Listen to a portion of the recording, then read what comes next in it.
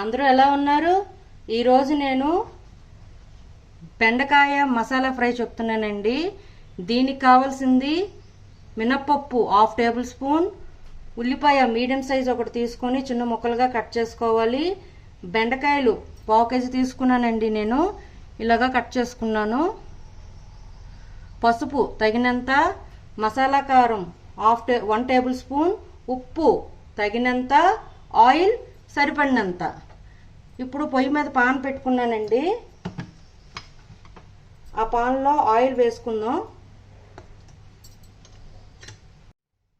2 table spoon oil వేసుకున్నానండి. దీనిలోన 1/2 table spoon దాకా మినపప్పు వేసుకుంటున్నా. ఆ మినపప్పు వేగాలండి బాగా.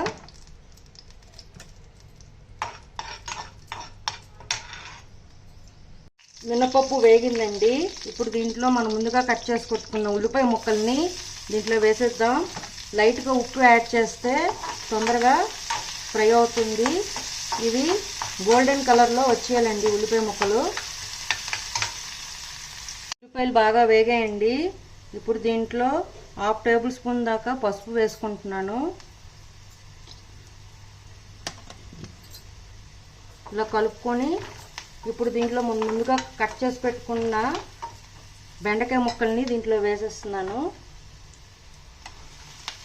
ఇవి బాగా కలిసేలాగా కలుపుకొని 5 మినిట్స్ తర్వాత మూత పెట్టేయాలండి స్లో ఫ్లేమ్లో. ఈ బెండకాయ ముక్కలు బాగా వేగిపోవాలి.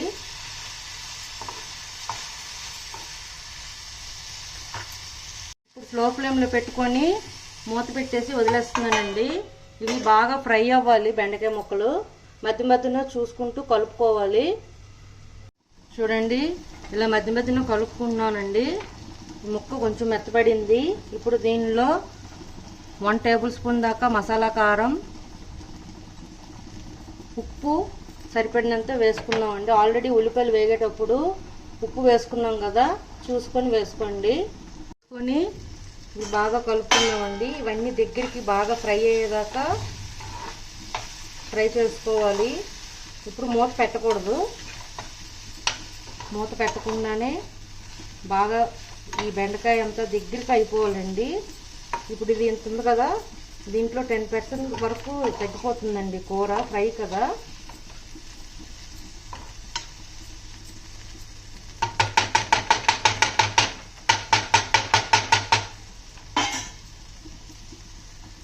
చూడండి, ఇది బాగా ఫ్రై అయిపోయిందండి.